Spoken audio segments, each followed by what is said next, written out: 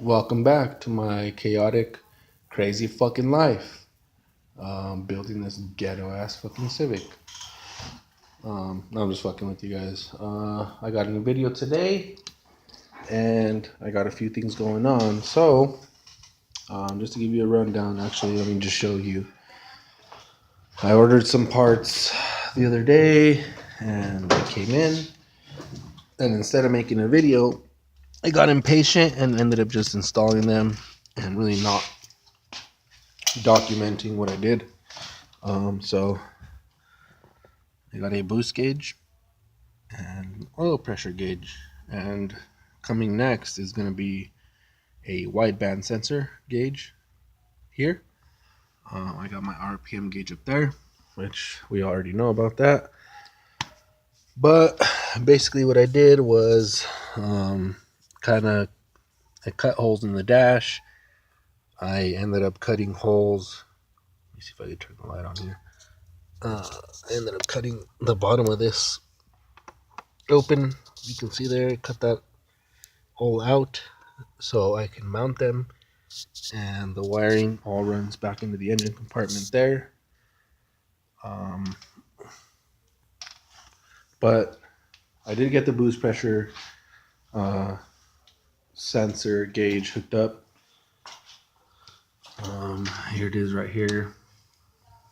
We got it connected to my fuel pressure regulator, which I have been having a little bit of issues with the idling. It's kind of starting to, it like lopes for a little bit and then it settles back down. But it didn't used to do that before until I hooked this up. So what I'm going to do instead is down there, there's another vacuum line that goes with this sensor, this one right here.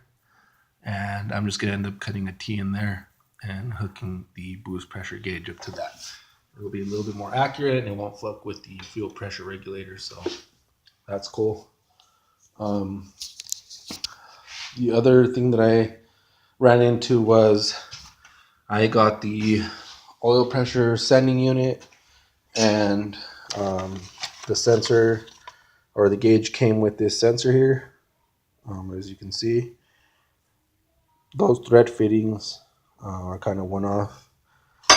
This is the Vtec Solenoid, the broken one that I had laying around.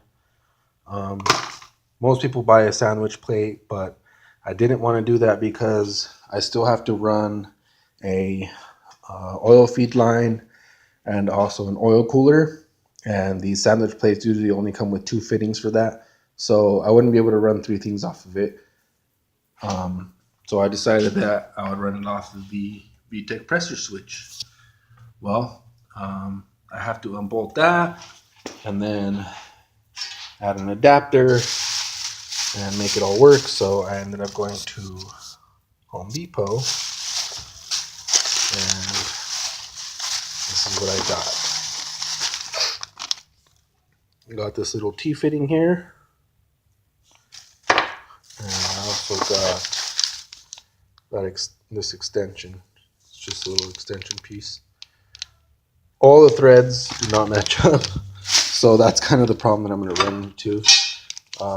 The oil pressure sending unit that came with the kit will thread into everything, but these will not thread into the Vtec solenoid or Vtec switch, pressure switch.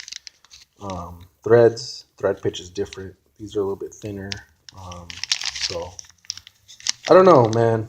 I'm going to try and ghetto fab it and use some liquid metal to make it seal and sit in place. And if it doesn't work, then I guess we'll have to try and figure something else out. But that cost me about $7, so I'm not really, tripping over it. Also, in the packages that I ordered, I got a new fuel pressure regulator. I haven't mounted it yet. It's pretty heavy. It feels sturdy. It feels like it's good quality. I don't know. I've never really run one of these in my cars before. I never really had to. But I decided that this would be the time to do it, so I went ahead and ordered one. If this one sucks, it's fine because it was cheap. And if it doesn't work well, then I'll just pay the extra $160 to get something that's good. So I'm not worried about it.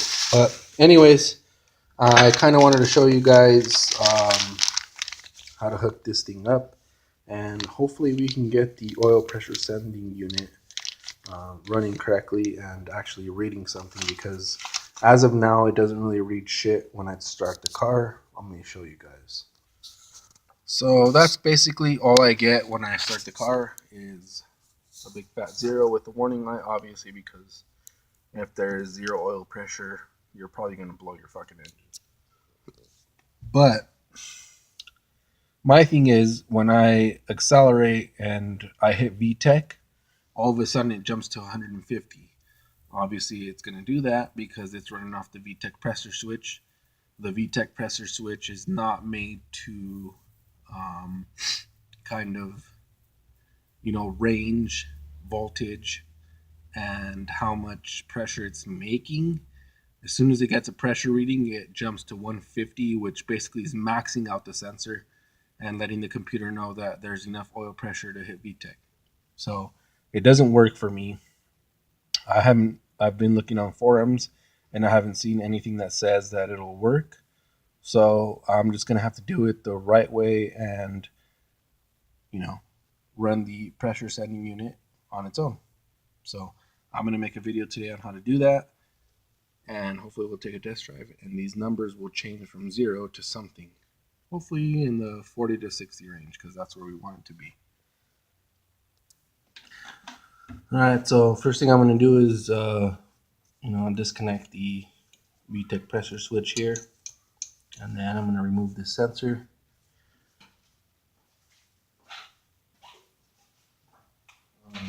Once I remove the sensor, then I can see if the other pieces are going to fit in there.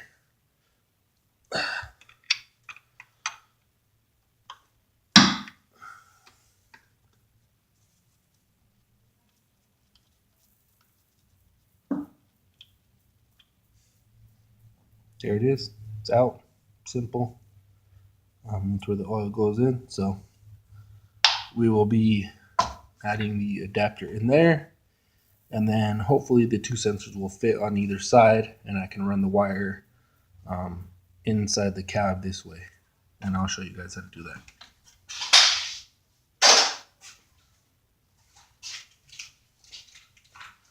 that. Alright, so here is the oil pressure sending unit for the sensor or the gauge that I have inside the car.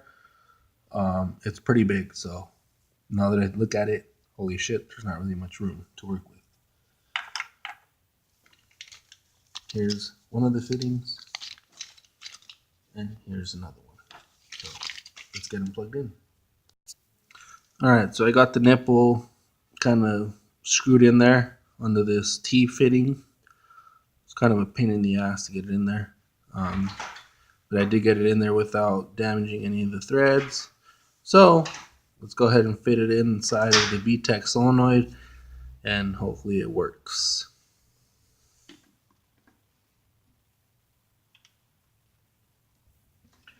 Alright, so I was kind of worried about this happening, but kind of got it threaded in there, and it literally goes a half turn and then it completely stops, because that thread pitch is way different, which I already knew when I bought this that was going to be an issue. I do have a rethreading kit, but fuck, I don't know how well that's going to work. So I'm kind of going to try this a little bit off camera. I don't really want to show you guys or condone you guys to do something like this, because it could fuck up a lot of shit in your car. So let me fuck my car up and let you guys know if it works. Shit, I just dropped that. Alright, so basically what I did was something that I would never recommend anyone to do, or myself do, but it's kind of just, this is a budget video on how to, and I'm really impatient and cheap. So what I did was, I'm going to cross thread this shit into the Vtec Solenoid and valve body. I really don't give a fuck. I put liquid metal or metal putty, whatever the fuck you want to call it, on the threads, and also surrounding the edge where it's going to be tightening into fuck? Sorry, I'm just kind of watching this as it goes in. Where it threads into the valve body, which is probably fucking it all up completely. I don't really care. I just don't want it to thread too much where it's not in there securely. It's not moving, so that's a good sign, I guess. This shit is getting really hard though. Fuck. I hope it doesn't leak, because if it leaks, then I'm fucked. Honestly, I don't have much room to thread anything over here. It's really gonna cause a lot of problems. So this is just a temporary thing. Honestly, I feel like I fucked everything up, but it's okay. I can get a pressure switch at the junkyard for free, so I'm not worried about it.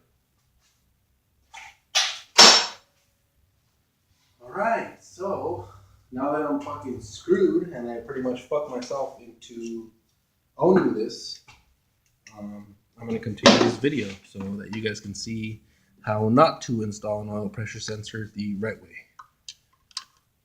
So let's go ahead and keep tightening this as much as I can to where I feel like it's safe.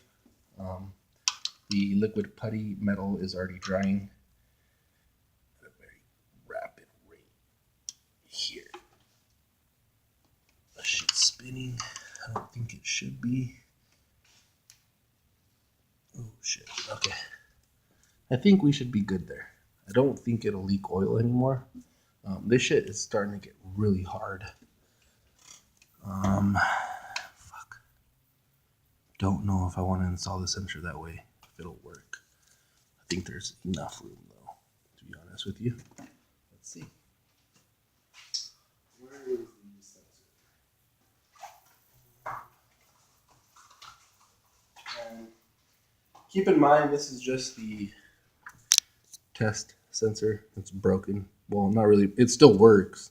Believe it or not, I've hit Vtec with this sensor, but I just want to see if it will fit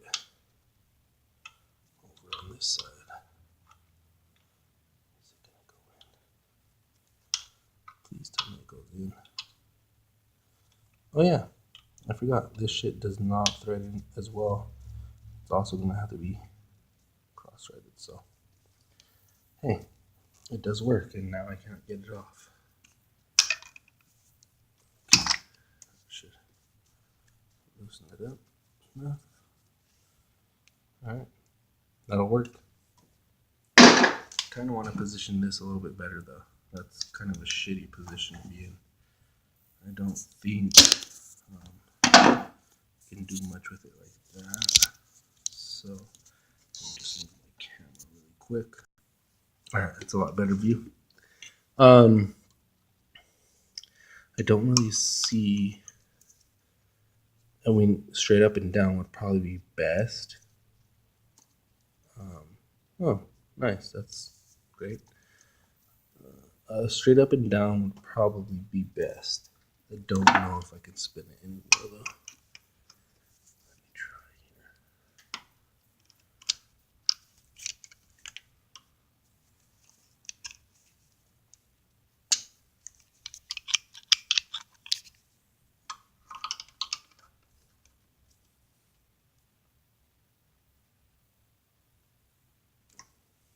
All right, worked. All right, so now that I have it straight up and down, I should be able to get the sensor in there, and the stock sensor back under here. The aftermarket one will go on the top because it'll make it easier. There's not really much room to fit this huge fucking sensor under there. That's just stupid. So we'll just go ahead and screw it on the top here. There it is. So hopefully that shit works, because if it does, that looks really fucking cool. Alright, so I got most of it hooked up there. It looks like crap. I put a bunch of metal putty on there. But you know what? It'll work, so fuck it. That's how I'm going to do it. Let's send it. Boost, baby. Part 2 coming up.